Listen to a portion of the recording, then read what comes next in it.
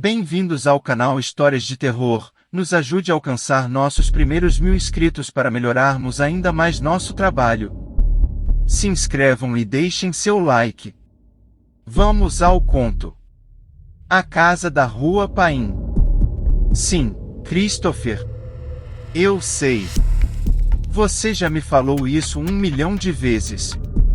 Toda vez que passamos nessa rua, você aponta para essa casa e conta a história dos seus avós que moraram aqui. Essas foram as palavras de Júlia, logo após seu namorado tentar lhe contar a arrepiante história de sua família. Desciam a rua Paim em uma tranquila caminhada no fim da tarde de um sábado agradável de agosto. Namoravam há menos de 1 ano, após se conhecerem em um clube de leitura local.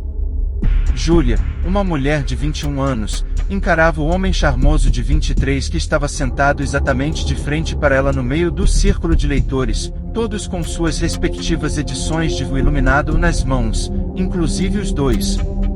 Ambos eram bem-humorados, por isso, Christopher não ficou chateado com a indelicadeza da namorada. Então já sabe o final da história, disse ele por fim, sorrindo. Impossível não saber. Ela retrucou, áspera. Ele parou, fazendo-a parar também. Estavam de mãos dadas, logo à frente da casa. O que? Ela perguntou, franzindo a testa. Então me conta, disse ele, com uma expressão brincalhona. Me conta o final. Ela revirou os olhos e respirou fundo. Tudo estava indo bem naquele dia. Tudo bem, até ele decidir começar com isso. Haviam acordado cedo para tomar café da manhã juntos em uma cafeteria no centro da cidade.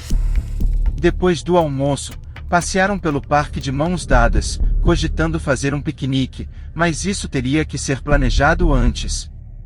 Passaram no shopping, que ficava no caminho para casa, e compraram mantimentos para virar a noite assistindo séries. E agora, no fim da tarde, passeavam pelo bairro para relaxar a mente. Ideia dele, claro. Ela não aguentava mais andar por aí o dia todo, mas ele a convenceu, prometendo que teria uma surpresa caso ela fosse. Seu avô morreu, ela começou a dizer, querendo acabar logo com isso. Morreu enquanto dormia.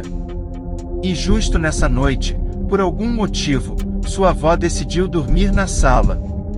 E quando chegou no quarto na manhã seguinte, ele havia morrido. Depois disso tudo, ela resolveu voltar para o interior e, aparentemente sem razão alguma, se afastou de toda a família.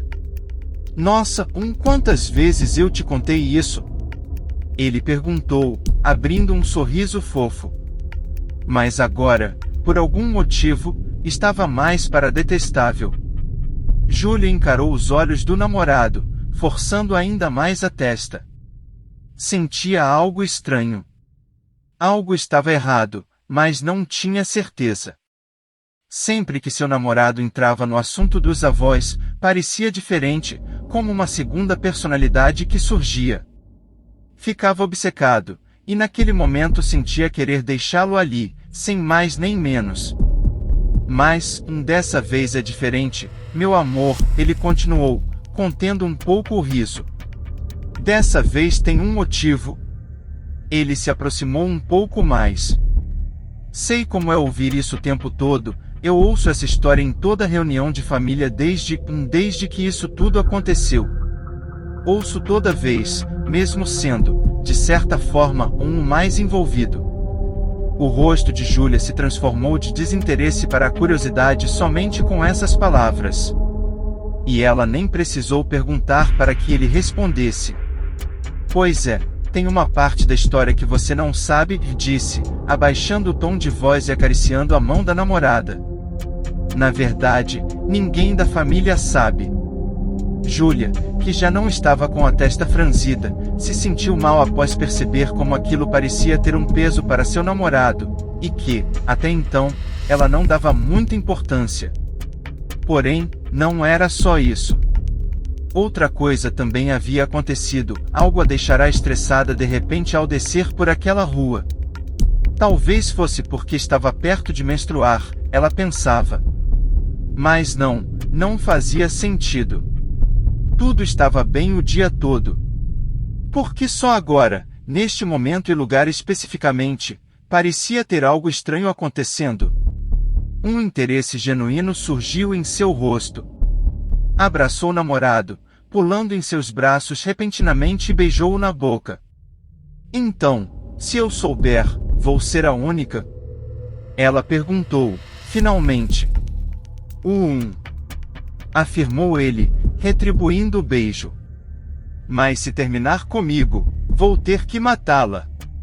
Os pombinhos riram, se abraçaram e se beijaram por alguns minutos, conversando baixinho entre eles e forte e gelado aos poucos.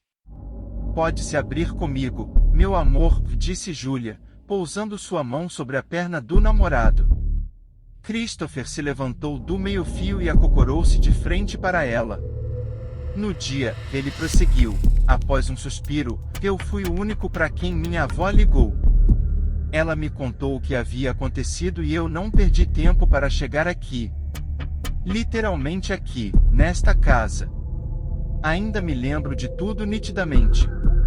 Júlia acariciou seu rosto e, depois, desceu suas mãos para segurar carinhosamente as dele. Sabe, ela não estava chorando, não parecia muito triste. Mas eu sabia que estava. Eu conseguia sentir. E quando ela disse que iria embora, lágrimas escorreram. Você não tem ideia, amor, foi uma memória muito traumática. Ela tentou ajudar. Forte. Não acho que tenha chegado a ser um trauma. A namorada olhava com calma e empatia. Mita. Júlia se virou para trás e olhou. É linda mesmo. Ela confirmou. De fato, era belíssima. As paredes da frente tinham um tom de marrom café expresso, o piso era liso e acinzentado, e em ambos os dois andares, as janelas de formato retangular em pé com bordas pretas não deixavam o interior ser tão escuro. Do lado de dentro, sem dúvida, era ainda mais bonito. Christopher podia imaginar os cômodos, a escada de madeira clara que subia em leque, as portas duplas que davam para a varanda, as estátuas caras que o avô comprará, o jardim de inverno com todas as plantas, os móveis. Vamos nos mudar para cá, afirmou ele, repentinamente. O que? Indagou Júlia, se virando de volta para ele com um olhar confuso. Vamos nos mudar o mais rápido possível. Mas por que isso do nada? Não foi do nada, meu bem. Eu venho pensando nisso já faz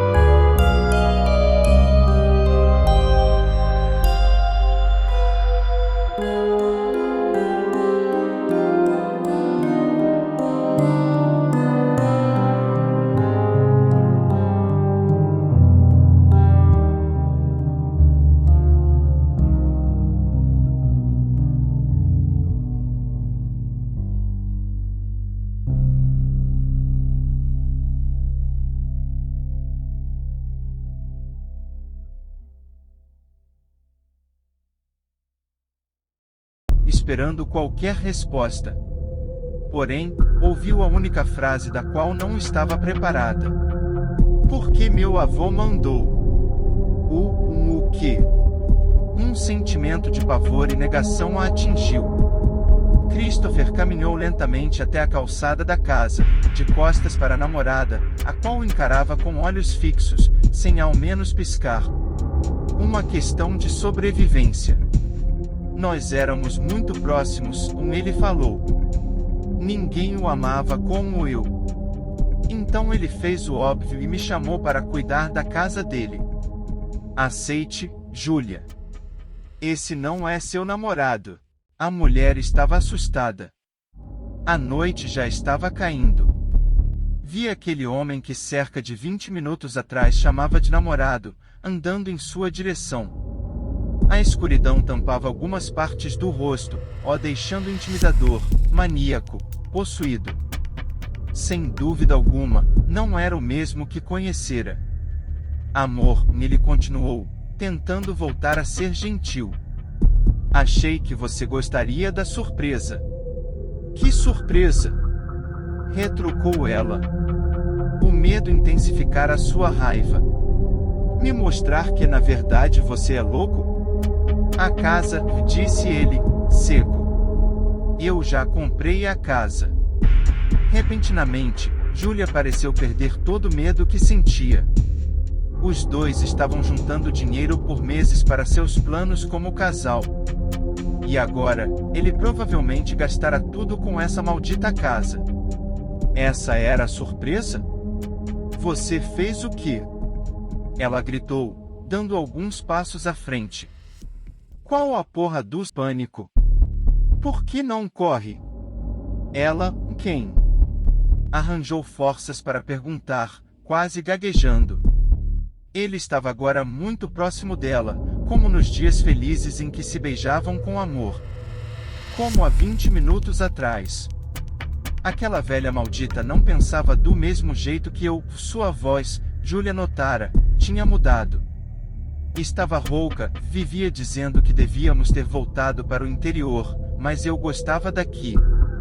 Mais perto, mais perto. E depois que eu morri, ela ficou louca para se livrar da casa e sair da cidade. O que você? Ela precisava morrer. Repentinamente, as forças voltaram para Julia, e a moça apavorada sentiu seus pés se movendo para poder correr. E tentou. Mas Christopher, se aquilo realmente fosse Christopher, a agarrou pelo braço e puxou. Precisava morrer porque não pensava como eu. Não pensava em mim. Me deixe em paz, filho da puta. Ele seria pego. E isso trazia alívio, não só para ela, como também para alguma parte dele, lá no fundo. O corpo voou por 5 metros antes de se chocar com o chão. No capô do carro e onde houve o impacto, havia sangue fresco. Mas o motorista provavelmente estava em um dia ruim, pois não quis se intrometer na vida alheia. Acelerou o carro e dobrou a esquina tão rápido quanto apareceu. O corpo da jovem Julia foi deixado para os curiosos de plantão que talvez tenham escutado a batida, ou talvez não. Christopher virou-se tranquilamente, como se acabasse de jogar uma latinha de refrigerante na rua, sem preocupação alguma. Foi em direção à casa. Passou pelo portão e entrou. Após abrir a porta, os gatos que passeavam pelos muros provavelmente foram os únicos a ouvir algo como: "Olá, vovô. Eu voltei."